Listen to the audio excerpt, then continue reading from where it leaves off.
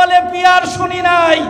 ওই কক্সবাজারের সেই সমুদ্রের কোণা থেকে রাস্তা নিতে এসেছেন, যেই কারণে শুনেন নাই ঢাকা বিশ্ববিদ্যালয়ে পড়েছেন, জীবনে কোনোদিন পিয়ার পড়েন নাই। এইটা হচ্ছে আপনারা চোখ থেকে অন্ধ হয়েছেন। পৃথিবীর 51টা দেশে পিয়ার সিস্টেমে রাষ্ট্র পরিচালিত হচ্ছে। পিয়ারের পজিটিভ নেগেটিভ আছে, আলোচনা হতে পারে, আমাদের এনভায়রনমেন্ট অনুযায়ী সেটা হতে পারে।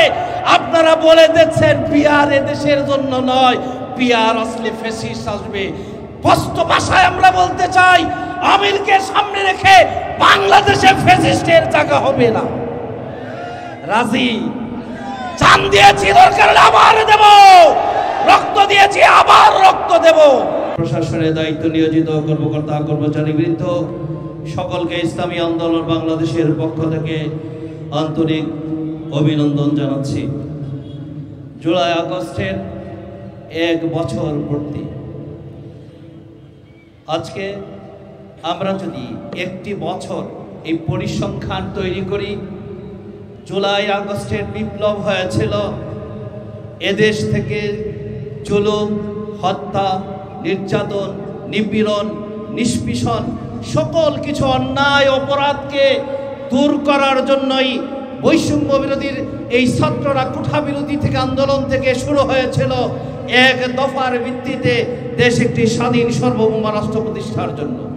আমি বন্ধুদেরকে জিজ্ঞাসা করতে চাই, 5ই আগস্ট যখন স্বাধীনতা হয়, স্বাধীনতা হচ্ছে, আমরা অবস্থান হয়েছে, আসলে আমার জামাতের সম্মানিত আমির সাহেব বলেছেন খোলস বদলাইছে কিন্তু পরিবর্তন, চাচার জায়গায় মামা আসছে, মামার জায়গায় কাকা আসছে, কাকার জায়গায় দাদা আসছে, দাদার কোনো পরিবর্তন হয় নাই, বরঞ্চ রেট বাড়ছে, রেটটা বেড়ে গেছে।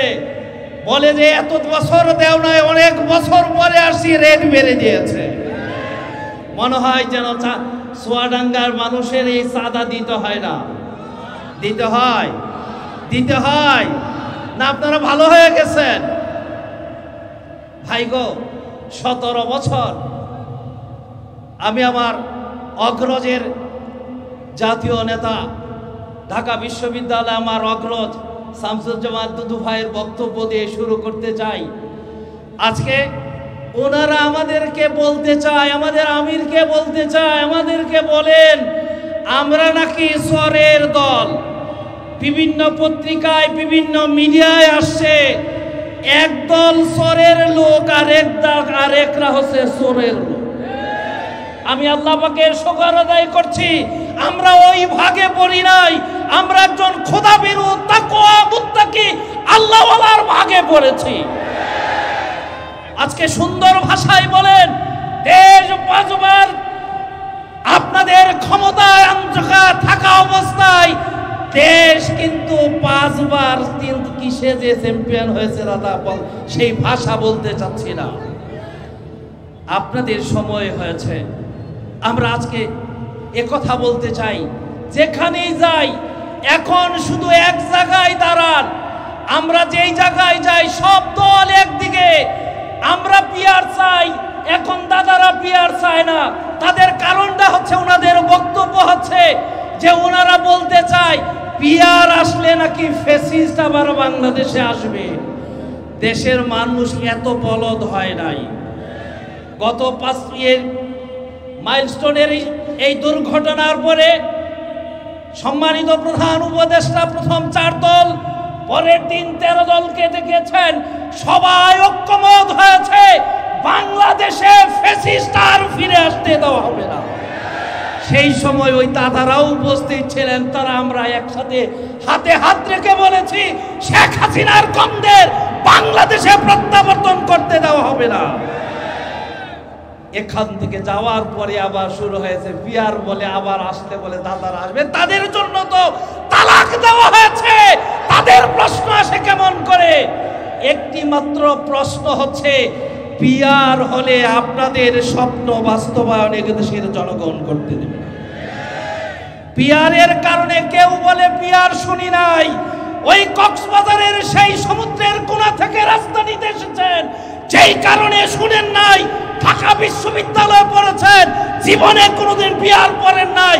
এইটা হচ্ছে আপনারা চোখ থেকে অন্ধ হয়েছেন। পৃথিবীর 51টা দেশে পিআর সিস্টেমে রাষ্ট্র পরিচালিত হচ্ছে। পিআরের পজিটিভ নেগেটিভ আছে, আলোচনা হতে পারে, আমাদের এনভায়রনমেন্ট অনুযায়ী সেটা হতে পারে। আপনারা বলে দিচ্ছেন পিআর দেশের জন্য নয়, পিআর আসলে ফ্যাসিস্ট আসবে।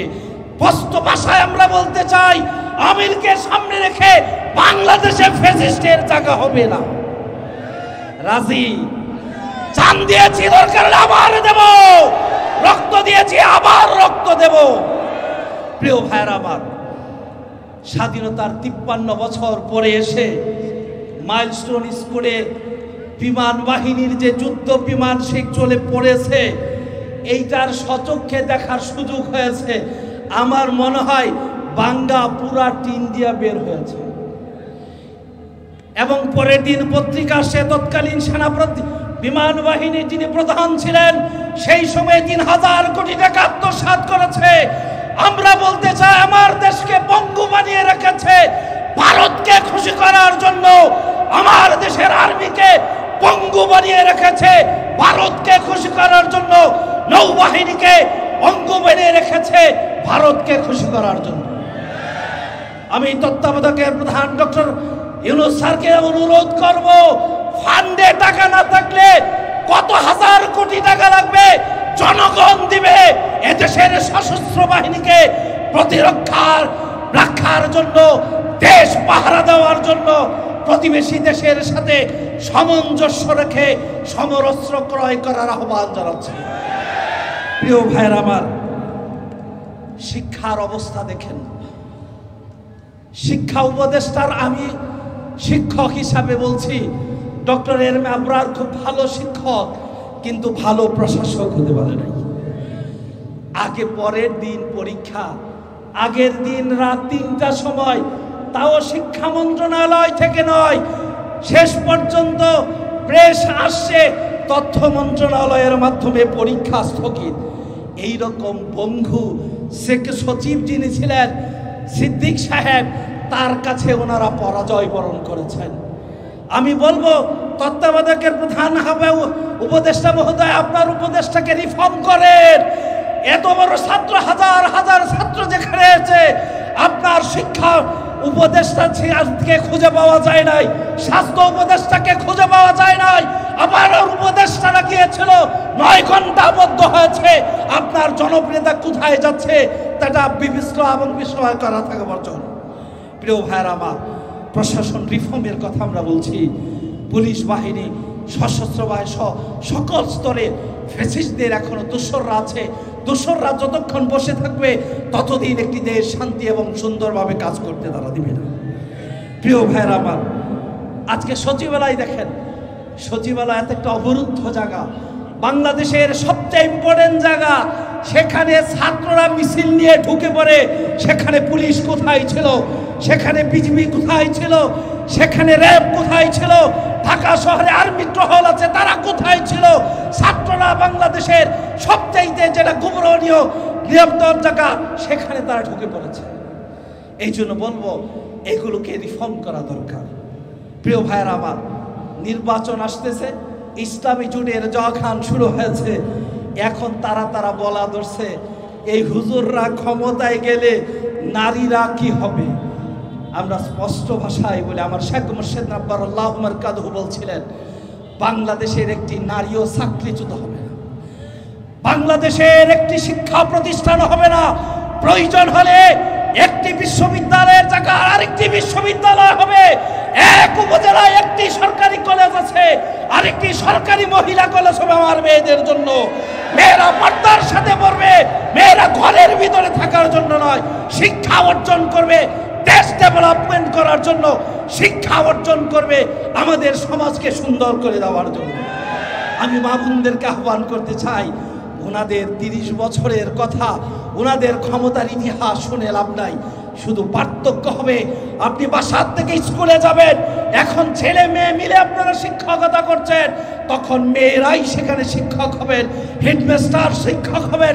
হেডমিস্ট্রেস তিনি প্রধান হবেন এবং পিয়ন থেকে দপ্তরি থেকে ধরে একজন দারোয়ান পর্যন্ত একজন মহিলা দিয়েই চলবে ইনশাআল্লাহ।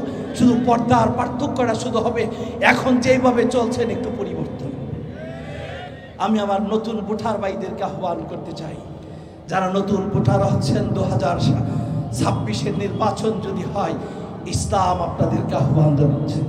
সুজলা সুফলা শস্য শ্যামলা সোনার বাংলা কায়েম করার জন্য স্বাধীনতার 53 বছরে প্রমাণ করেছেন এদেশের তন্ত্র মন্ত্র দিয়ে দেশ শান্তি আসে নাই। ইসলাম ছাড়া, উলামা একরাম ছাড়া, খুদা বিনু মুত্তাকি ব্যক্তি ছাড়া দেশ স্বাধীন সুন্দরভাবে চলতে পারে না। এই জন্য নতুন ভোটারদেরকে আহ্বান করব, ইসলাম জোট থেকে যখন আগামী দিনে আমরা ইসলাম বর্ষের তাগুদের বিরুদ্ধে সংগ্রাম শুরু হয়েছে, এই সংগ্রামে আপনাদের সহযোগিতা কামনা করছি।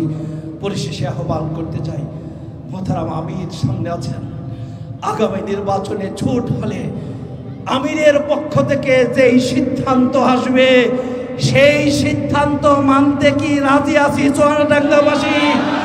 রাজি আছি তো? আছি তো? সেই সিদ্ধান্ত মানার পর এবং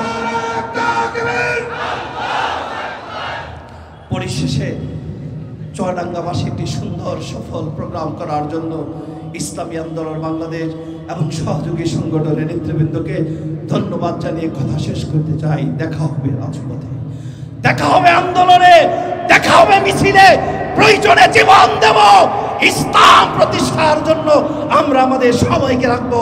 আল্লাহ আমাদেরকে তৌফিক দান করুন। নাসরুম মিনাল্লাহি ওয়া ফাতহুন কারীম ওয়া বাশশিরিল মুমিনিন।